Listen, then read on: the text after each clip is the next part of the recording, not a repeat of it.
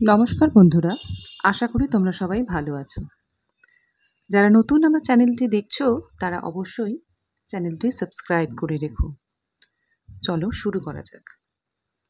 আজকের বিষয় বন ও বন্যপ্রাণী সংরক্ষণ।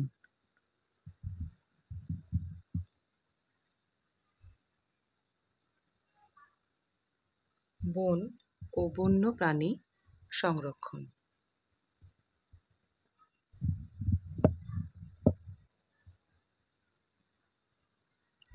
প্রথমেই আমরা লিখব ভূমিকা।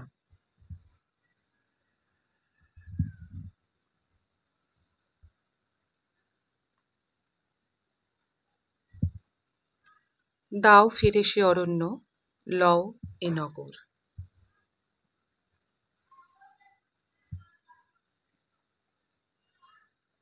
দাও ফিরে সে অরণ্য, লও এ নগর।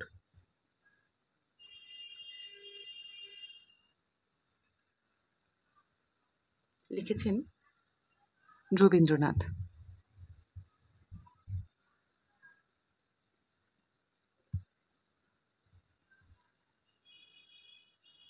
এটা ইনভার্টেড কমার মধ্যে রাখবে এবং একটা ছোট্ট হাইফেন দিয়ে কবির নামটি লিখে দেবে, রবীন্দ্রনাথ। নেক্সট প্যারা করে লিখবে,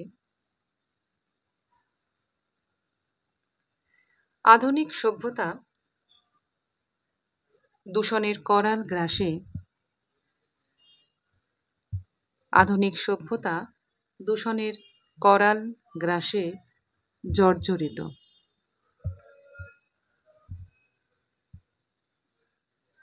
মানুষ একটু মুক্ত বাতাস চাইছে বুক ভরে নিঃশ্বাস নেওয়ার জন্য। বুক ভরে নিঃশ্বাস নেওয়ার জন্য। কিন্তু আজ কোথায় সে মুক্ত বাতাস?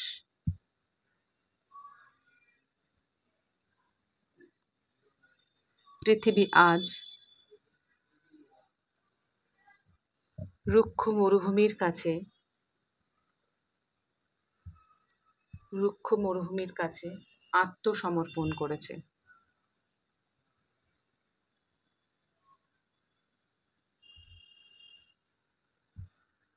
রবীন্দ্রনাথ লিখছেন,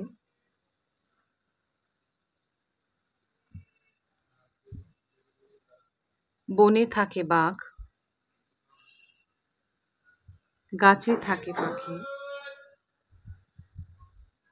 জলে থাকে মাছ।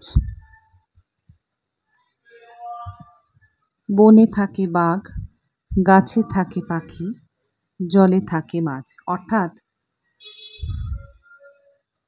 যে যার নির্দিষ্ট জায়গায় অবস্থান করবে, অর্থাৎ যে যার নির্দিষ্ট জায়গায় অবস্থান করবে। কিন্তু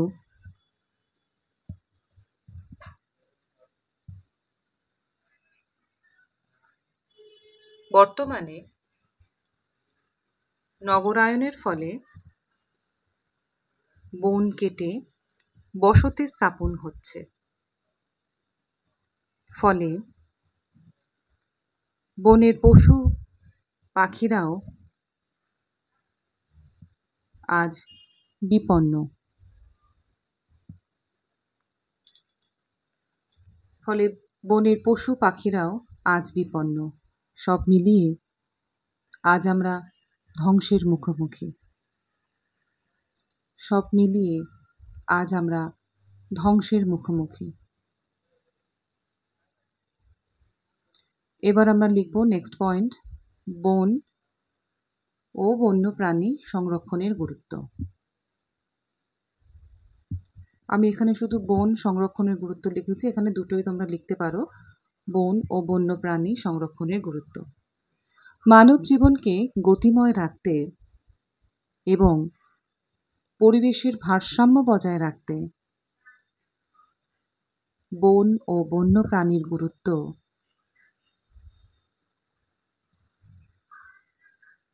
বন ও বন্য প্রাণীর গুরুত্ব অপরিসীম।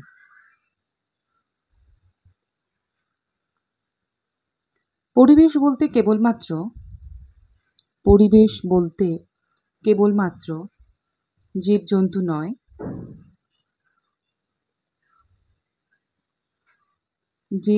নয়,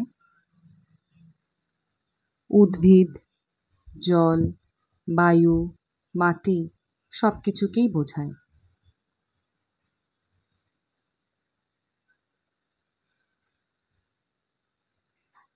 এবং গাছ বায়ুমণ্ডলের অক্সিজেন এবং কার্বন ডাই অক্সাইডের মাত্রার ভারসাম্য বজায় রাখে।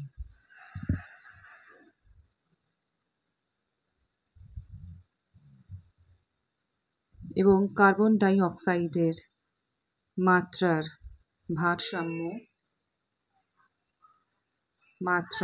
ভারসাম্য বজায় রাখে।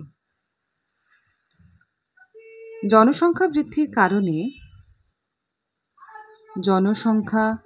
বৃদ্ধির কারণে মানুষের বাসস্থান নির্মাণের প্রয়োজনে যথেচ্ছভাবে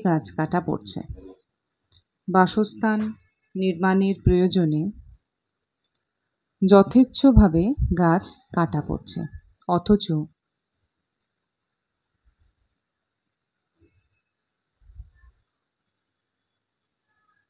গাছ লাগানোর পরিমাণ হচ্ছে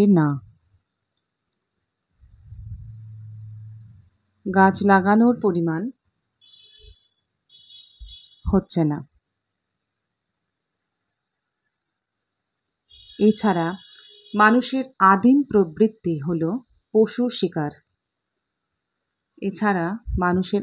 প্রবৃত্তি হলো পশু পাখি শিকার। আজও চোরাপথে শিকারীরা বন্য পশু পাখিদের মেরে তাদের পালক, চামড়া,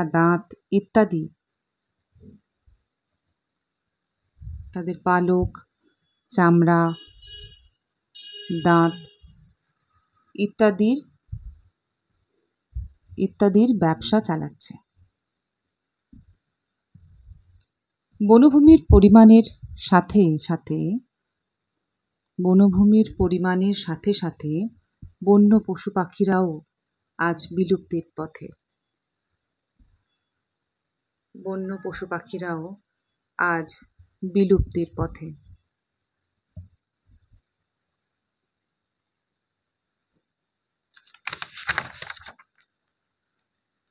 পরের পয়েন্ট, সংরক্ষণের ক্ষেত্রে করণীয়।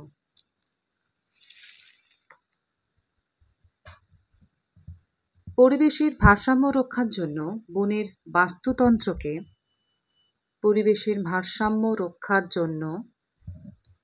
বনের বাস্তুতন্ত্রকে সুস্থির করার জন্য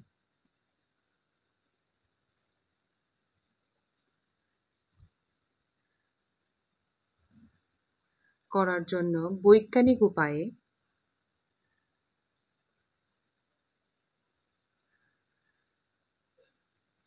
বন ও বন্যপ্রাণী সুরক্ষিত রাখার পদ্ধতি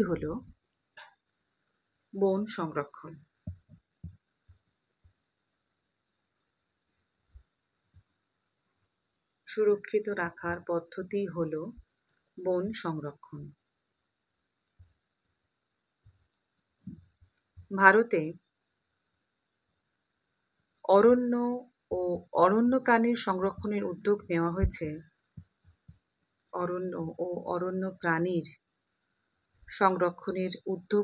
হয়েছে। তোমরা এখানে বন ও বন্যপ্রাণীও লিখতে পারো, বারবার লিখছি বলে আমি একটু চেঞ্জ করলাম। সংরক্ষণের জন্য উদ্যোগ নেওয়া হয়েছে স্বাধীনতার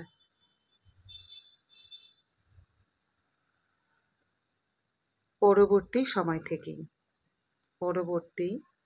সময় থেকেই।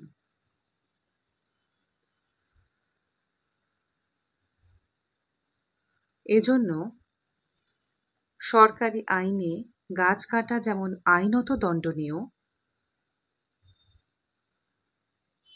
তেমনি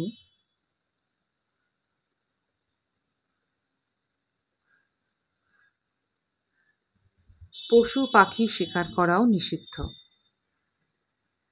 পশু পাখি শিকার করাও নিষিদ্ধ। তা না হলে বিরল প্রজাতির প্রাণী যেমন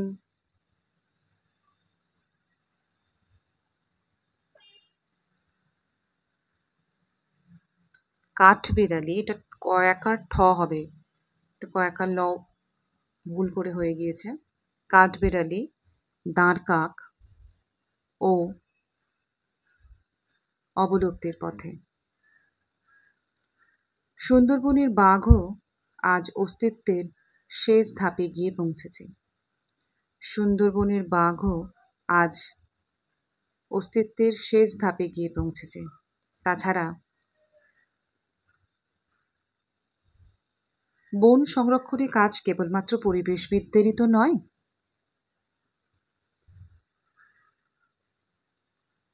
আর শুধু আইন করে এ কাজ করাও যাবে না।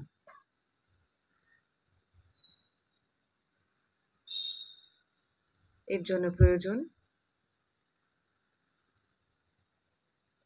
শুধু আইন করে এ কাজ করাও যাবে না, এর জন্য প্রয়োজন সার্বিক সচেতনতা। সার্বিক সচেতনতা। শেষ পয়েন্ট, উপসংহার। বর্তমানে বৃক্ষরোপণ একটি জাতীয় উৎসবে পরিণত হয়েছে। বর্তমানে বৃক্ষরোপণ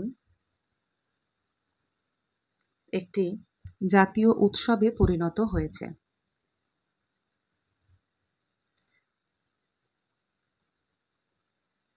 বিশ্ব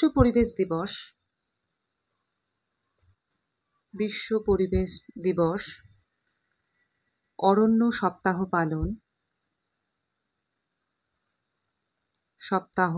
পালন, বন্যপ্রাণী দিবস, এইসব বিভিন্ন দিবস পালনের ব্যাপকতা বৃদ্ধি পাচ্ছে। এই ধরনের বিভিন্ন দিবস পালনের ব্যাপকতা বৃদ্ধি পাচ্ছে। আমরা পরিবেশ সম্পর্কে বেশ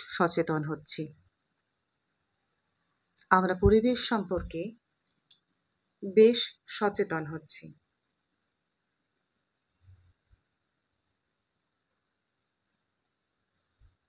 বন কাটলে যাতে আবার নতুন গাছ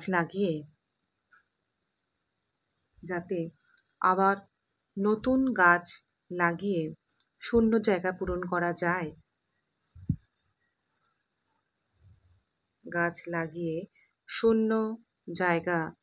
পূরণ করা যায়, সেদিকে কড়া নজর রাখতে হবে।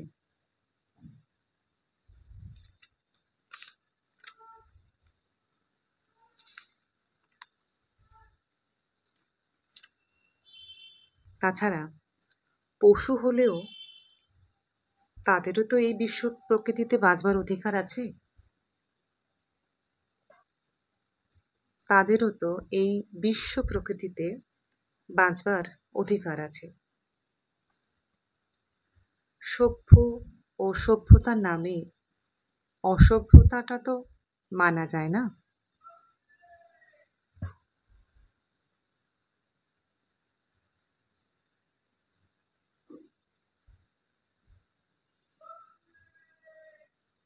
প্রকৃতির শোভা মানুষ ও প্রাণীর পারস্পরিক বিকাশের ক্ষেত্রে এই সংরক্ষণ অত্যন্ত জরুরি। প্রকৃতির শোভা এবং মানুষ ও প্রাণীর পারস্পরিক বিকাশের ক্ষেত্রে এই সংরক্ষণ অত্যন্ত জরুরি।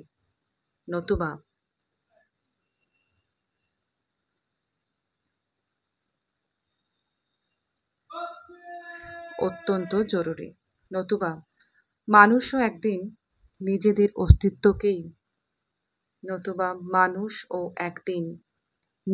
অস্তিত্বকেই বিপন্ন করে ফেলবে।